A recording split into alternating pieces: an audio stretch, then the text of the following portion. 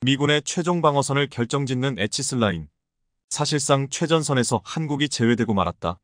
1950년 1월 6.25 전쟁 5개월 전, 미 국무장관이던 딘 에치스는 세계 공산화를 배척한다는 명분으로 중대 발표를 선언합니다.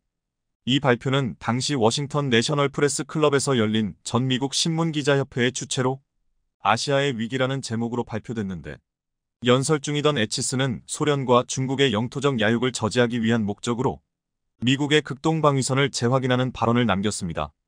이때 딘 에치스는 태평양에서부터 시작해 미국의 극동방위선을 지나 알류샨 열도와 일본 오키나와 및 필리핀을 잇는 이른바 에치슬라인을 선포하는데요.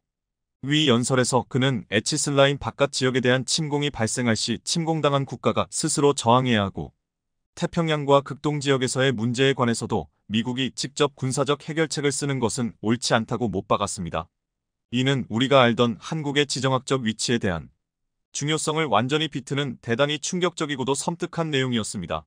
실제로 비슷한 시기, 미국의 국가안전보장회의는 1949년 12월 결의된 내용을 토대로 만약 공산군이 남한에 대하여 무력 침입을 행하게 된다면 미국은 남한에 지상군을 파견하지 않을 것이라는 의견을 밝혔고, 심지어 2차 세계대전이 끝난 직후 도래한 냉전의 긴장 속에서 소련이 태평양으로 눈을 돌리는 것을 염려하여 무기 제공조차 부정적인 견해를 나타냈습니다. 이는 당대 미국 정부들처럼 한반도에서 얻을 지정학적 이익이 거의 없다는 판단하에 나온 결론으로, 애초에 에치슨 선언 자체가 동북아에서 손을 떼겠다는 미 국무부의 분위기 속에서 통과된 것이었죠. 에치슨 선언이 몰고 온 한반도의 위기, 최종 방어선에 한국이 제외된 것이 북한 남침에 그린라이트를 켜준 것이 아니냐는 설이 조심스레 제기되던 찰나, 이것이 실제 6.25 전쟁으로 이어지며 에치슬라인이 주범으로 지목되자 미국은 부랴부랴 긴급 대책을 서두르게 됩니다. 한반도와 대만 및 인도차이나 반도가 제외됐었던 기존 에치슬라인에서 한반도를 아예 포기한다기보다 유엔이 사후적으로 지원한다는 조항이 추가된 것.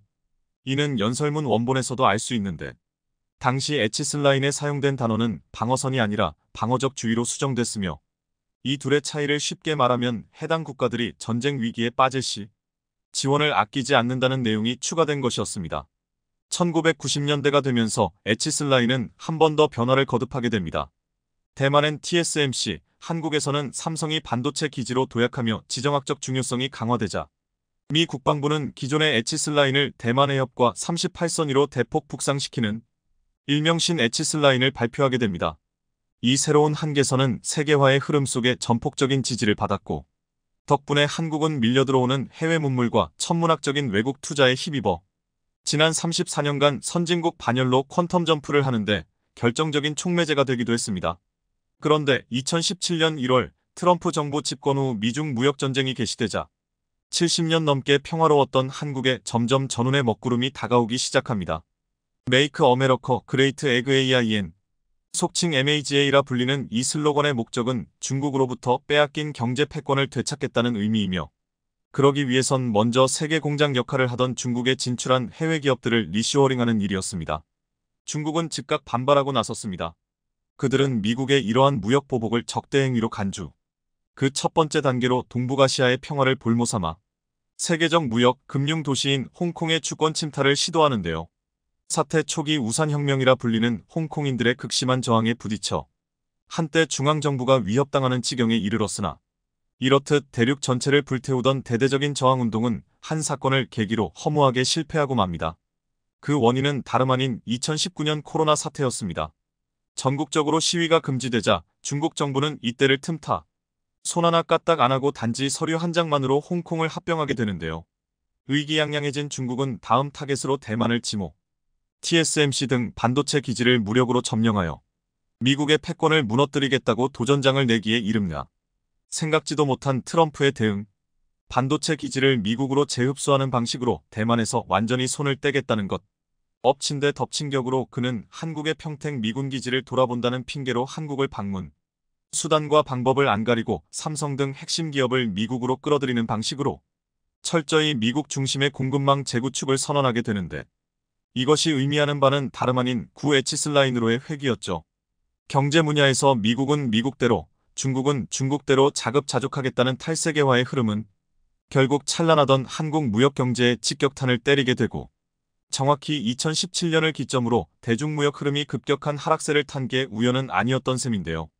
실제로 트럼프는 반도체 산업 회수 후 한국의 활용 가치가 없어질 것이라 판단, 방위비 분담금을 문제 삼아 임기 내내 주한미군 철수를 부르짖었고, 다행히 바이든 행정부가 들어서면서 위기를 넘기긴 했으나 24년 11월 다음 미 대선에서 트럼프의 재집권이 유력해진 현재, 한국으로선 더 이상 이 문제를 모른 척할 수도 미룰 수도 없는 현실적인 문제에 직면하게 됐죠.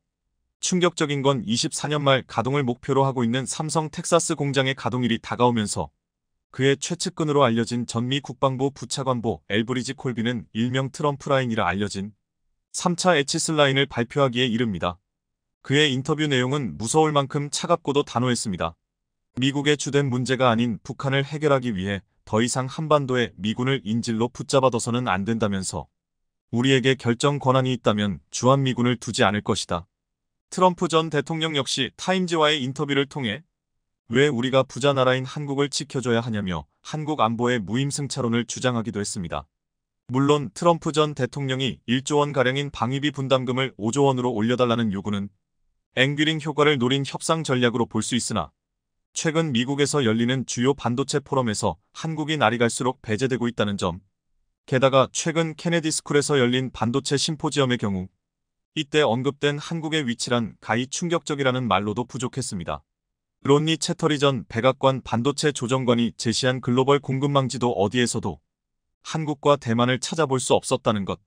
이에 당시 심포지엄에 참가했던 관계자들은 한국을 배제하려는 미국의 의도가 노출된 것 같아 깜짝 놀랐다고 회고하기도 했는데요. 최근 용인의 SK반도체 클러스터가 여러 가지 문제로 사업 착수 5년이 지났지만 삽을 뜨지 못하고 있는 것과 삼성 평택 5공장 건설 중단 사태들이 어쩌면 우연이 아니었을지도 모릅니다. 특히 일본으로 빠르게 공장을 옮기고 있는 삼성과 TSMC의 행보에 비춰볼 때 일본이 에치스 라인의 최전선인 걸 감안하면 등골이 서늘하다는 생각마저 지울 수 없었죠. 무엇보다 만일 11월 미 대선에서 정말로 트럼프가 재집권한다면 양안전쟁 발발 가능성이 200% 높아질 것은 자명한 사실. 당사국인 중국과 대만을 제외하면 가장 큰 영향을 받는 나라가 한국이라는 걸 감안하면 깊이를 알 수 없는 전쟁의 소용돌이에 휩쓸리지 않기 위해서라도 우리는 철저한 대비가 필요한 실정입니다. 그런데 그 시각 부산군 기장군에선 조용한 변화가 시작되고 있었으니 그것은 다름 아닌 고리 원전의 해체 작업이었습니다. 1978년 4월 상업적으로 첫 운전을 시작한 한국 최초의 원자력 발전소인 고리 원전은 지금으로부터 7년 전인 2017년 6월 18일 영구 정지한 뒤 그동안 폐원전으로 방치되어 왔는데 어떤 이유에서인지 한국수력원자력 측은 지난 7일 갑자기 기념식을 열고 9월 완료를 목표로 원전 해체의 첫 단계라 몰 수 있는 제염 작업에 착수했다고 밝혔습니다. 제염이란 원전에 있는 방사성 물질을 화학약품으로 제거하는 작업으로 해체 작업자의 피폭을 최소화하고 안전한 해체를 위해 필수적으로 거쳐야 하는 과정이나 알려지지 않은 또 하나의 해체 작업. 현재 고리 원전과 신한울 3, 4호기 등 국내 원전에 쌓여있는 사용 후 핵연료의 양은 무려 16만 2천 다발. 소위 핵폐기물로 불리는 이 물질들은 2030년쯤이면 포화 상태에 이르러 더 이상 저장할 곳이 없어진다고 알려졌는데요. 새로운 건식 저장시설을 짓는 데만 무려 7년이 걸리고 습식 저장시설의 포화 시기를 고려하면 한국은 두 가지 중 하나를 선택해야 했는데 이 많은 물질들을 땅속에 영구적으로 파묻을 것인지 아니면 재처리를 거쳐 무기화 가능한 플루토늄을 추출하는 것이었습니다. 이상했던 건 2년 전만 해도 원전 안에 핵폐기물 저장을 강행하려던 한수원 측이 미국의 대통령부터 상무장관까지 연일 한국 국민들의 속을 뒤집는 발언을 내놓는 가운데 결국 한국이 칼을 빼들었습니다. 미국이 그렇게 목 놓아 부르는 탈 중국을 만족시키는 동시에 미국에게 제대로 한밤을 날릴 수 있는 방안을 마련한 것입니다. 먼저 바이든이 열심히 구상한 침나 동맹에 대한 참여 여부를 다시 고려하고 있으며 이로 인해 침나 일정이 밀린 상황입니다. 한국이 참여하지 않는다면 칩사 동맹은 팥없는 찐빵 같은 수준의 껍데기만 남는 협의체가 될 수밖에 없습니다. 여기에 한국이 새로운 국가와 협력할 것으로 알려지자 미국은 한국에게 아무런 소리도 못하고 오히려 깜짝 놀라 자국의 대표 기업인 애플을 때리면서 한국의 마음을 돌리기 위해 움직이고 있습니다. 애플은 최근 중국에서 메모리 반도체를 공급받겠다고 밝히면서 반도체 시장에서 미국이 한국을 밀어내고 자신의 이익을 챙기는 것 아니냐는 비판을 받았습니다. 미국 정부는 중국산 원자재가 하나라도 들어간 제품은 용서하지 않겠다고 했는데 대표 기업이라는 애플은 중국산 반도체를 사용하는 것도 모자라 기술 이전까지 약속했기 때문입니다. 그런데 한국이 강경한 태도를 보이면서 미국 의회에서 애플에게 불장난을 멈추라고 경고를 날리는 등 미국의 태도가 감지되고 있습니다. 지금까지 동맹이라는 이유로 미국의 정책에 적극 협력하던 한국이 스스로의 이득을 찾겠다고 선언하고 미국의 뺨을 제대로 때리기 시작한 상황입니다. 러몬도 미국 상무장관은 대만 글로벌 웨이퍼스가 한국에 투자하겠다고 준비한 7조 원을 미국으로 빼돌렸다며 자랑스럽게 말했습니다. 그러면서 레몬도 상무장관은 WSJ과의 인터뷰에서 우리가 중국과 경쟁하기 위해 할 수 있는 가장 중요한 일은 미국에서의 투자라며 미국이 핵심 광물, 전기차 배터리, 반도체, 인공지능 AI 등 특정 기술 분야를 지배할 필요가 있다고 말했습니다. 이는 바이든의 행동과 더불어 한국 국민들의 분노를 사기에 충분한 발언이었습니다. 바이든은 막대한 투자를 약속한 현대차의 전기차를 보조금에서 제외한 데 이어 삼성전자를 비롯한 반도체 기업들에 대한 보조금을 회수하겠다고 협박에 나섰습니다. 한국 기업에게서 투자를 약속받고는 뒤통수를 때려버린 것입니다. 이런 미국의 태도에 한국도 가만히 있을 수만은 없습니다. 실제로 한국의 움직임이 확인되고 있는데 바이든이 야심차게 추진한 반도체 공급망 협의체 일명 칩나 동맹회의 일정이 미뤄진 것으로 알려졌습니다. 당초 미국 정부는 칩사 회의를 5일 전후에 개최하려고 추진했었지만 일정이 미뤄졌을 뿐 아니라 확정되지 않은 것으로 확인됩니다. 나는 반도체 공급망의 협업을 확대, 강화하기 위해 바이든 행정부가 주도적으로 추진하는 협의체로 반도체 개발과 생산 분야 등을 선도하고 있는 한국과 대만, 일본이 참여 대상입니다. 한국 정부에서는 출장 등으로 대면 회의를 개최하기 위한 참가국 대표단 간 일정 조율에 어려움을 겪고 있다고 설명했지만 실제로는 인플레이션 감축법 IRA에 따른 한국산 전기차 차별 등의 문제가 해결되지 않았기 때문입니다. 회의 연기 이유에 대해서 외부적으로는 미 국무부의 담당 실무진이 오는 8일부터 LA에서 열리는 IPEF 장관급 회의에 출장을 가기 때문이라는 것을 내세우고 있습니다. 그러나 일각에선 IRA에 따른 한국산 전기차 차별 문제가 부각되면서 미국에 대한 한국 내 부정적인 여론이 일고 있는 상황이 영향을 미치고 있는 게 아니냐는 관측이 나오고 있습니다. 미국의 한국산 전기차 차별 문제를 두고 한국 내에서 뒤통수를 맞았다, 등에 칼을 꽂았다 등의 격앙된 반응까지 나오고 있기 때문입니다. 이런 반응에 대해 미국은 매우 놀랍다는 뜻을 밝혔는데 한국이 칩나 동맹 대신 인도와의 협력에 나설 가능성이 제기되고 있기 때문입니다. 우리는 첩테이커가 아닌 칩메이커가 되기를 원한다. 지난 7월 열린 디지털 인도 위크 2022에 등장한 모디 인도 총리는 반도체 생산국이 되려는 열망을 강하게 내비쳤습니다. 이는 더 이상 반도체 소비국만으로 머물지 않겠다는 선언이기도 했습니다. 최근 인도 정부는 반도체 관련 투자를 아끼지 않고 있습니다. 인도 매체인 파이낸셜 익스프레스는 인도 정부가 반도체 기업 대상 인센티브 제도를 곧 도입할 것이라고 보도했습니다. 인센티브 제도를 통해 글로벌 기업의 참여를 유도하는 게 목표로 모디 정부가 내걸은 인센티브는 약 100억 달러에 달합니다. 이를 통해 중국을 탈출한 기업들이 반도체 팹 실험실을 인도에 만들도록 유인하고 있습니다. 인도는 반도체 소비국에 불과하지만 최근 미국을 중심으로 반도체 공급망에서 중국을 분리하려는 움직임이 보이자 기회를 잡았다고 판단했습니다. C19 팬데믹 그리고 중국의 엄격한 봉쇄는 전 세계 반도체 공급에 병목 현상을 가져왔습니다. 각국 정부와 기업은 대체지를 찾고 있는데 인도가 거기에 손을 들고 나선 것입니다. 인도의 목표는 향후 34년 뒤 전자제품 제조 규모를 3천억 달러로 끌어올리는 것인데 여기에 반도체는 매우 중요한 역할을 합니다. 라지브 찬드라세카르 인도 전자 IT 담당 장관은 파이낸셜 타임스 FT와 가진 인터뷰에서 지정학적 관점에서 인도는 매력적인 곳이다. 우리는 반도체 시장에서도 점점 큰 소비자가 되고 있다고 말했습니다. 이전에는 공개적으로 중국에서 반도체 제조 시설을 옮기려는 기업을 목표로 삼겠다고 언급하기도 했습니다. 반도체는 기본적으로 기술 집약적이고 설비 투자에 막대한 비용이 들기 때문에 진입장벽이 높은 산업입니다. 100억 달러의 인센티브는 그 시작일 뿐 인도 정부가 반도체 산업에 들어갈 재정 지원은 지금보다 더욱 커질 수밖에 없습니다. 게다가 반도체 제조에는 안정적인 전원과 깨끗한 물, 고도로 숙련된 인력 등이 필요합니다. 마리아 시멈 아시아개발은행 연구원은 강력한 소프트웨어 기반 덕분에 인도는 반도체 설계에는 진출해 있지만 반도체 제조는 고도의 인프라가 필요하기 때문에 뒤질 수밖에 없다고 지적했습니다. 반대로 보면 이는 한국에게는 기회가 될 수 있습니다. 인도의 반도체 설계 기술에 더해 한국의 생산 기술이 더해지면 강력한 시너지를 낼 수 있기 때문입니다. 우리에게 익숙한 마이크로소프트 MS, IBM, 알파벳 등 대표 IT 업체들의 최고 경영자 CEO는 모두 인도계입니다. 블룸버그 통신에 따르면 인도계 CEO가 겸용하는 기업 가치만 5조 달러에 이를 정도입니다. 인도계는 전체 미국인의 1%, 실리콘밸리 노동 인력의 6%를 차지하는데 인구 비율로는 설명되지 않을 정도로 많은 CEO를 배출했습니다. 인도라는 나라는 GDP로는 영국을 제치고 세계 5위에 올랐고 인구수로는 중국을 뛰어넘어 새로운 시장이 될 가능성이 가장 큰 나라입니다. 동시에 수학과 과학 분야에서는 엄청난 수의 인재를 배출하고 있고 이들은 미국에서 핵심 인력으로 자리 잡았습니다.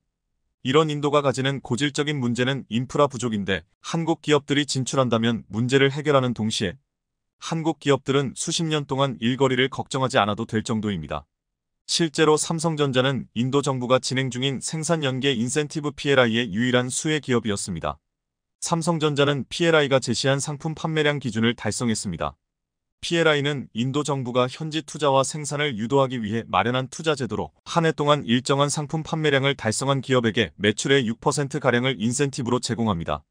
인도 정부는 총 10개의 기업 현지 기업 5곳, 해외 기업 5곳을 선정했는데 해외 기업으로는 삼성전자를 비롯해 애플의 주요 파트너사인 폭스콘, 라이징스타 등이 대상에 올랐습니다. 그런데 생산량 기준을 충족한 기업은 삼성전자밖에 없었고 그 대가로 약 1,000억 원의 인센티브를 받았습니다. 13억 명의 인구를 보유한 인도는 중국에 이어 두 번째로 큰 시장으로 평가됩니다. 이재용 삼성전자 부회장이 모디 인도 총리와 여러 번 회동하며 공을 들여온 곳이기도 합니다. 당장은 삼성전자가 스마트폰을 비롯한 가전제품을 생산하고 있지만 인도의 지원을 받고 반도체 공장을 짓는다면 엄청난 시너지가 될 것으로 기대됩니다. 이런 움직임 속에 미국 의회에서 애플을 공격하는 모습이 확인됩니다. 애플이 중국 국영 반도체 기업 VMTC와 양쯔 메모리 거래한다는 보도가 나오며 미국이 중국을 공격한다는 대의명분을 앞세우고 있지만 실제로는 한국을 견제하기 위해서라는 이야기가 점점 커지고 있기 때문입니다. 11일 미국 뉴욕포스트 등에 따르면 최근 애플이 신제품 아이폰 14 YMTC에서 생산한 낸드 플래시 메모리 칩을 탑재할 계획이라는 보도가 나오자 미국 의원들이 애플을 겨냥해 비판을 쏟아내고 있습니다.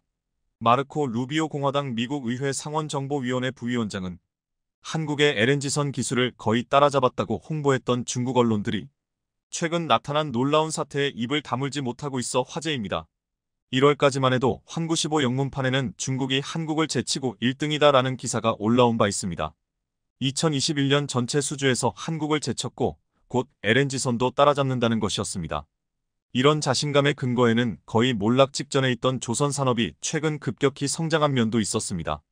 중국 조선소는 2010년 3,000개나 됐을 정도로 화랑을 겪은 바 있습니다. 하지만 거의 대다수가 파산하거나 재무 악화로 합병이 되었으며 도크는 주차장으로 변했던 상황입니다.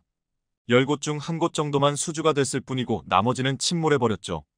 이에 중국 정부는 대형 조선소에 일감을 몰아줘 마지막 발버둥을 친 바 있습니다. 지난 2015년에는 중국 제조 2025를 발표하며 조선업의 부흥을 언급했고 2020년에도 5개년 계획을 통해 LNG선 건조기술 지원을 약속하면서 말입니다. 실제로 2018년 이후 중국 업체는 자국 발주에 힘입어 1위에 오르기도 했습니다. 하지만 여전히 질 낮은 벌크선 위주로 수주고를 늘리는 데만 급급해 고부가 가치 선박은 거의 수주가 없었을 뿐더러 만든다 해도 결함투성이었습니다. 실제로 한국의 척당 평균 선가는 1억 7천만 달러를 넘긴 반면 중국 기업은 6천만 달러 수준이었습니다. 게다가 2018년 후동중화조선이 겨우 만든 LNG선 또한 엔진 고장으로 해상에서 견인되기도 했으며 결함으로 납기일을 맞추지 못하는 사례가 지속적으로 발생해 망신을 당한 바 있습니다. 2017년 프랑스 선사 CMA로부터 수주했던 9척의 LNG 추진 컨테이너선 또한 수년간 인도가 지연됐던 것입니다. 당시 중국 선박공업 CSSC은 한국 조선소에 접촉해 도와달라는 요청을 하기도 했습니다.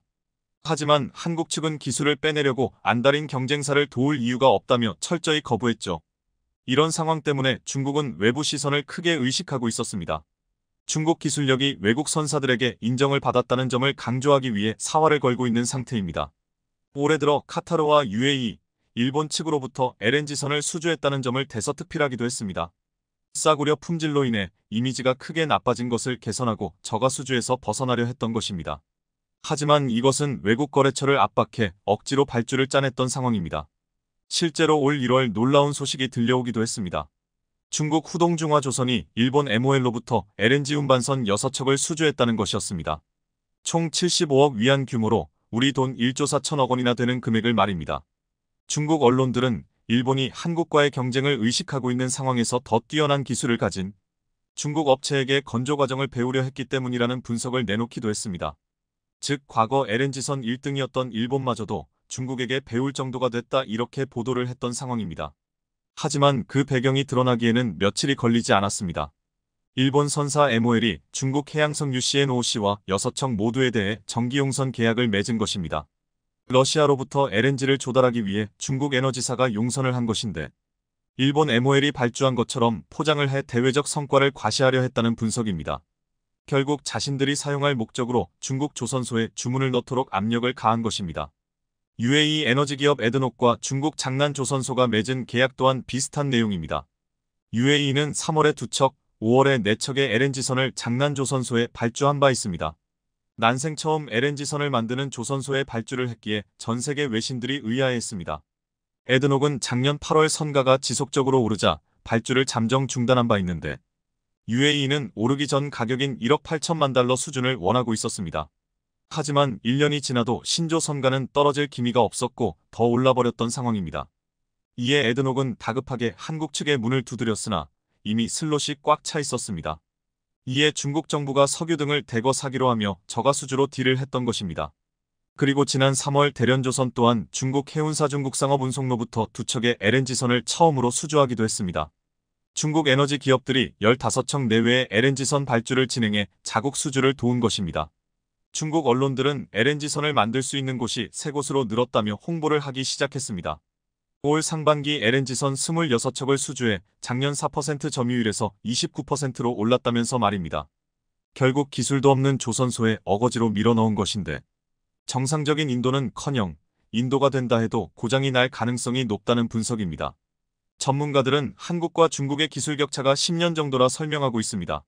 수주에서 인도까지 2년 이상이 걸리고 그 후 10년가량 사고 없이 정상적으로 운항을 해야 건조 실적으로 인정받기 때문입니다.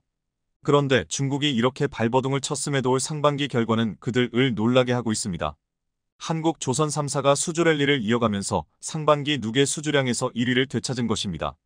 영국 분석기관에 따르면 한국이 45% 점유율을 보였고 중국은 43%였습니다. 지난해만 해도 중국이 한국보다 12% 정도 앞섰지만 올해는 완전히 뒤바뀐 상태입니다. 한국이 1위를 기록한 것은 2018년 상반기 이후 4년 만의 일입니다. 특히 지난달에는 한국이 62% 256CGT 점유율을 보이며 27%를 차지한 중국과의 격차를 더 벌리기도 했습니다.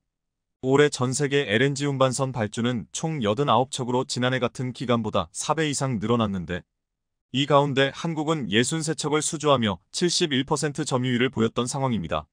수주 잔량 기준으로도 우리 조선소가 14위를 했는데 삼성중공업이 1위이고 현대중공업, 대우조선해양, 현대삼호중공업, 그리고 중국 후동중화조선 순으로 나타나고 있습니다.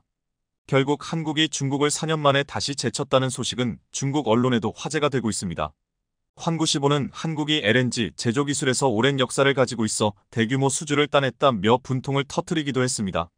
국내 조선 3사의 수주 실적은 213척으로 목표치 대비 85%를 돌파한 상황입니다. 한국 조선 3사는 유럽과 아시아, 미주 등 전 세계 다양한 지역 선사로부터 주문을 받고 있습니다. 외부 에너지사에 발주 압력을 넣고 있는 중국 정부와는 달리 기술력으로 승부를 보는 것입니다. 게다가 기술력에서 LNG선만 있는 것이 아닙니다.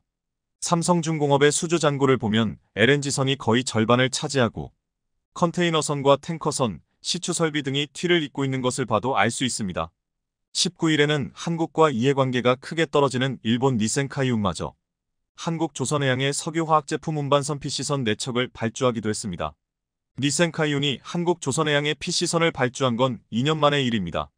국제회사기구의 온실가스 배출 규제 EEDI 3단계를 충족하는 친환경 선박으로 중국 업체들은 도저히 이런 기술을 흉내낼 수 없어 한국에 발주를 했다는 분석입니다. 게다가 대우조선해양 파업 사태 이후에도 예상 밖의 상황이 펼쳐져 중국이 당혹해하고 있습니다. 최근 대우조선해양의 장기 파업 사태에 기회를 노렸던 곳은 중국 업체들이었습니다.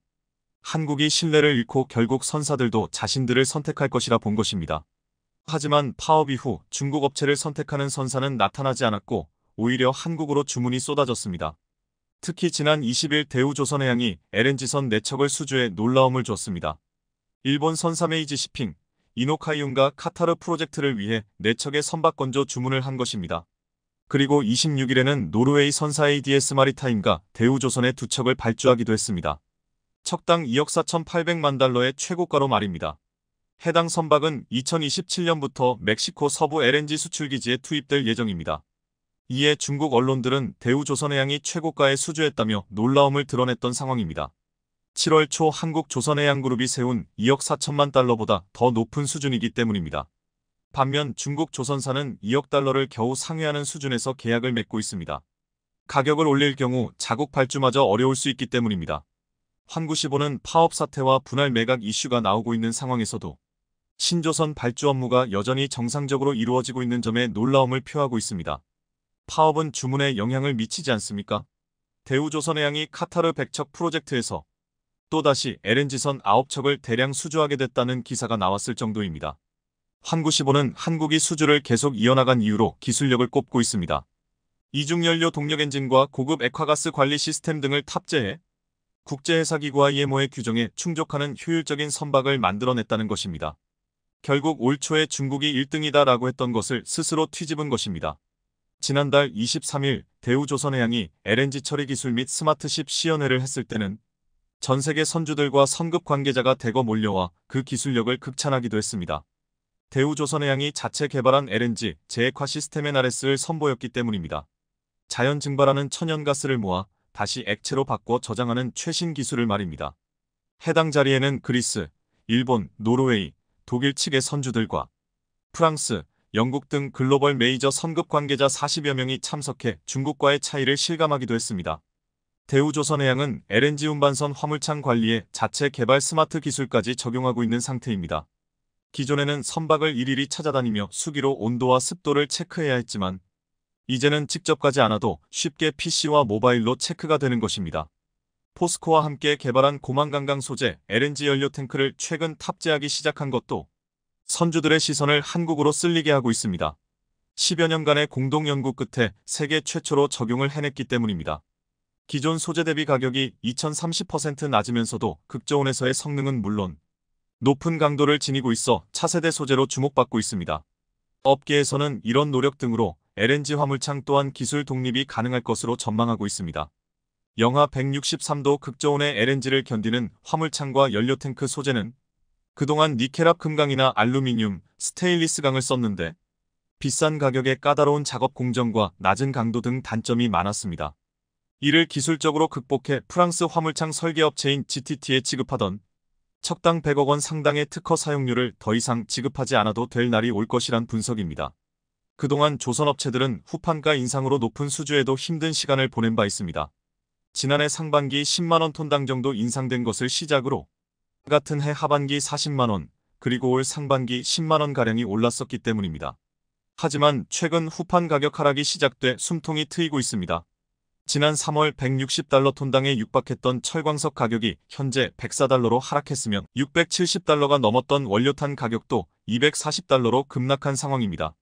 이에 포스코는 최근 10연강판의 가격을 톤당 5만원 인하했고 이분이 영업이익이 50%나 급증한 현대제철도 하반기 후판가를 낮추려 하고 있습니다. 이런 상황은 조선업의 실적을 빠르게 회복시킬 것이란 분석입니다. 중국의 추격을 기술력으로 압도하는 한국, 서로 상생하며 조선업 1위를 지속 유지하길 바랍니다. 군사력 과시를 둘러싼 중국과 대만의 신경전이 여전한 가운데 최근 중국이 더 예민하게 발톱을 드러내고 있어 중국과 사이가 확 틀어진 호주가 바짝 신경을 곤두세우고 있다고 합니다. 그런데 중국이 해군력에 모든 군사력을 집중하고 있다고 해도 과언이 아닐 정도로 위협적인 모습을 보이자 호주가 겁에 질려 한국을 찾고 있다는데요. 중국 위협에 놀란 호주가 한국의 대규모 발주를 예고했다는데 이에 대해 자세히 알아보겠습니다. 중국과 대만의 분위기가 다시 심상치 않는 상황으로 치닫고 있습니다. 최근 대만 해경을 피해 도주하던 중국 어선의 전복사고로 어민 2명이 사망하면서 중국이 마땅한 조치를 취해 책임을 지라고 분노로 들끓었습니다. 주요 외신에 따르면 지난 18일 중국 국무원 대변인은 대륙 어민의 생명과 안전을 무시하는 대만의 행동은 용납되지 않는다며 관련자를 처분하고 해명을 내놔야 한다고 목소리를 높였는데요. 여기에 더해 최근 중국 해경이 대만의 진먼다오 해역에서 대만 유람선의 무단 승선의 마구잡이로 상시 검문을 시작하면서 반발을 사고 있습니다. 중국 해경이 선장과 선원을 상대로 항해 계획서와 신분 증명서를 확인했는데 관광객들은 납포의 위협을 느꼈다는데요. 대만 유람선 탑승객은 대만에 못 돌아갈까 너무 무서웠다. 중국 해경이 배에 올라 30분 동안 검문했다고 토로했습니다. 그리고 최근 중국 관영 매체에서 푸젠성에서 실시된 대규모 상륙 훈련 장면을 공개하면서 양안 갈등이 극한으로 치닫고 있는 양상입니다. 여기에 더해 중국과 대만이 군사 뮤직비디오를 경쟁하듯 공개하며 신경전을 이어갔는데요. 자유시보에 따르면 대만 국방부는 지난 15일 해군 페이스북에 대만군 잠수함 등 작전 훈련 모습이 담긴 뮤직비디오를 공개했습니다. 대만 해군사령부가 물결을 헤쳐나가는 사람이라는 제목의 영상에서 젠룽급 하이스 잠수함의 급속 자막 모습을 처음으로 공유한 겁니다. 대만 군은 이를 통해 상륙하는 적군을 섬멸하기 위해 BGM-71토우 미사일과 대만산 홍준 대전차 로켓을 이용하는 합동훈련 모습도 보여줬습니다. 또한 초음속 대함 미사일을 운용하는 하이펑 대대의 실사격 화면, 사거리 400km의 승펑 3초음속 미사일 발사 장면도 과시했습니다. 그런데 사실 대만이 공개한 뮤직비디오는 앞서 공개된 중국 인민해방군의 영상의 맞불성격으로 중국에게 위력을 과시하기 위해 만들어진 것입니다. 실제로 지난 7일 대만을 담당하는 인민해방군 사령부는 위챗의 집에 돌아와야만 이긴다는 제목의 뮤직비디오를 올려 중국군 전투기와 전함이 훈련하는 모습, 대만에 대한 미사일 시뮬레이션 공격 모습을 19초 분량의 해당 뮤직비디오에서는 대만의 거리와 타이베이 101타워 등의 모습도 비추면서 간접적으로 대만에게 위협을 가했는데요. 이렇듯 대만과 중국이 각각 미사일 공격과 잠수함 훈련 모습을 공개하면서 군사력을 경쟁적으로 앞다퉈 과시했지만 둘 다 가소로워 보입니다. 진정한 강자 한국은 가만히 있어도 해외에서 각종 러브롤이 쇄도하기 때문입니다. 그렇지만 어찌됐든 최근 들어 중국의 해상 확장이 급속도로 빨라지고 있기에 우리도 나름 이를 경계할 필요는 있다는 것도 사실입니다. 그런데 최근 호주에서 중국의 위협에 겁을 먹으며 군함을 늘리겠다고 선언하면서 한국이 여기에 참여해줬으면 한다는 긴급한 요청이 들어왔다고 하는데요. 실제로 방산업계에 따르면 호주 정부가 신형 호위함 3척을 해외에 발주하는 등 해군 전력을 강화하겠다는 계획을 밝히면서 한국 조선업계의 참여를 요청한 것으로 확인됐습니다. 중국이 해군력을 강화하면서 태평양의 지정학적 긴장이 고조되자 캐나다, 필리핀에 이어 호주까지 해군력 확대 경쟁에 나서고 있는 모습인데 이런 행보가 한국의 방산업계에 엄청난 기회가 될 전망입니다. 주요 외신에 따르면 최근 리처드 말레스 호주 부총리는 앞으로 10년간 9조 7,200억 원을 추가 투자해 신형 호위함 11척과 신형 유무인 겸용 수상함 LOSV 6척을 확보할 것이라고 밝혔습니다. 이 계획이 이뤄지면 실전에 배치되는 호주의 수상함 규모는 기존 11척에서 26척으로 늘어날 것으로 보입니다. 현재 호주 해군은 7,000톤의 호바트급 구축함 3척, 3,600톤의 안자급 호위함 8척을 주요 수상함 전력으로 보유하고 있는 중입니다. 호주 정부는 신형 호위함 11척 중 우선적으로 필요한 1차 조달분 3척을 한국, 독일, 일본, 스페인 조선업체에서 조달할 계획으로 사실상 한국에게 맡길 가능성이 큽니다. 그리고 호주 정부는 한국 업체 중에는 HD현대중공업 특수선 사업부에 호위함 사업 관련 초청 러브콜을 보낸 것으로 전해졌습니다. 이렇듯 호주가 막대한 자금을 들여 해군력을 강화하려고 하는 건 중국을 견제하기 위한 것으로 실제로 최근 호주와 중국 해군은 직접 충돌 상황을 맞는 등 일촉즉발의 상황이 펼쳐졌었습니다. 이뿐 아니라 작년 11월에는 유엔의 대북 제재와 관련해 지원 작전을 벌이던 호주 해군 잠수부들에게 중국 해군이 음파 탐지기 소나를 작동하면서 부상을 입는 일이 벌어지기도 했습니다. 중국 때문에 호주 군인이 직접 부상을 입는 사상 초유의 일이 벌어지자 현지에서는 소나 공격이라는 표현까지 등장할 정도로 중국에 대한 악감정이 고조됐었습니다. 반면에 중국의 경우 최근 야오닝함, 산둥함, 푸제남 등 총 3척의 항공모함을 포함해 각급 함정을 공격적으로 확대하면서 태평양 연안국을 긴장시키고 있는데요. 이런 이유로 캐나다는 신형 잠수함을, 필리핀은 원해경비함을 도입하는 등 해군력 강화에 나섰고 이번에 호주도 동참하게 된 겁니다. 하지만 남중국해를 중심으로 영유권을 주장하며 해군력에 올인하고 있는 중국을 혼자 힘으로 대응하기엔 여간 벅찬 게 아니기 때문에 이번에 호주가 한국에게 러브콜을 보내며 도움을 요청한 것으로 보입니다. 그것도 그럴 것이 최근 HD현대중공업이 특수선 사업부 몸집 키우기에 나서며 군함 명가의 명성을 다시 한번 세계에 입증할 준비 작업에 돌입했는데요. 이는 호주를 비롯해 글로벌을 무대로 함정 사업을 본격적으로 펼치기 위한 것으로 올해 앞둔 대형급 수주전에 대한 자신감이라는 해석이 나옵니다. 조선업계에 따르면 HD현대중공업은 3,000톤급 이하 중소형 잠수함과 10,000만 2,000톤급 원해경비함, OPV 세 가지 모델을 앞세워 글로벌 주요 시장을 공략하며 특수선 사업부를 독자적으로 운영한다는 계획입니다. 올해 매출 목표는 무려 1조 원, 특수선 수주 목표는 9억 8,800만 달러로 정했는데 작년보다 7배가 넘는 목표치를 제시하며 자신감을 드러냈습니다. HD현대중공업의 경우 함정 건조 기술력과 사업관리, 유지보수 정비 등 함정 토탈 솔루션을 보유하고 있기에 이를 앞세워 국내외 시장을 다 먹어버리겠다는 겁니다. 당장 다음 달 페루 호위함 사업에 뛰어들 예정으로 페루 신규 호위함 6척 도입 사업 규모는 2,800억 원으로 알려졌습니다. 네 업체 중 HD현대중공업만이 유일하게 참여하고 있다는 점에서 승리가 점쳐지고 있는데 유럽 소재의 12개 업체가 경쟁자로 뛰어들었지만 현대중공업과는 비교가 안 된다는 분석입니다. 내년에는 호위함 건조 사업 입찰에 참여하는데 앞서 HD현대중공업이 필리핀에서 호위함 2척, 초계함 2척, 원해경비함 6척에 대한 계약을 따낸 경험이 있는 만큼 추가 수주 가능성이 높은 상황입니다. 국내에선 올해 하반기 실시될 차세대 한국형 구축함 KDDX 수주에 뛰어들 예정인데 KDDX 상세 설계 및 선도함 건조 사업의 경우 현대중공업이 맡게 될 가능성이 매우 큽니다. 방사청은 2030년까지 6,000톤급 미니 이지스함을 국산화하는 KDDX 사업자를 선정해 총 6척을 발주할 예정으로 수주 금액만 7조 8천억 원에 달하는데요.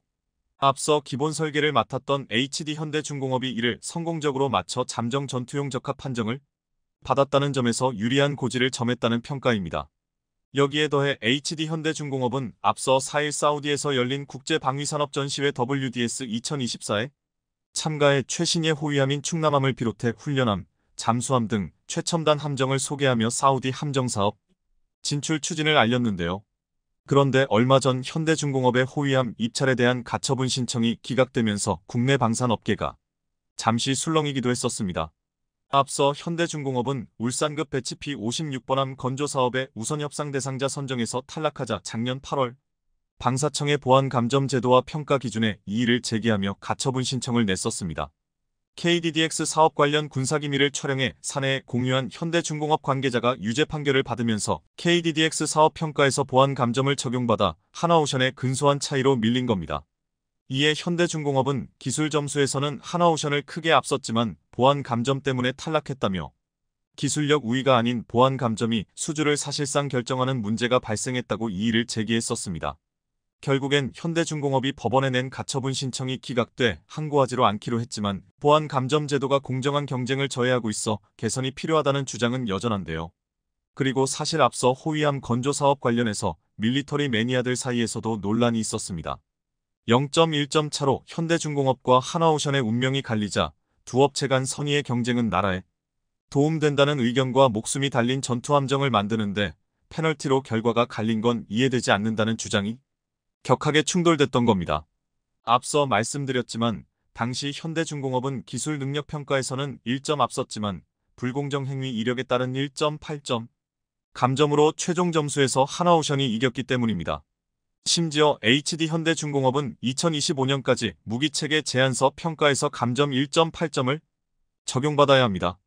이에 네티즌들은 국가 핵심 방위를 담당하는 함정은 기술력을 가진 회사가 건조하는 것이 맞다는 의견과 한 회사의 독점보다는 라이벌을 남겨둬 시장 경쟁을 통해 기술 발전을 해야 한다는 반응으로 극명하게 사실 HD현대중공업이 기술 점수에서 압도하고도 감점 때문에 0.1점 차로 패한 것은 군 입장에서도 아쉬운 일이라는 말이 나오기도 했습니다.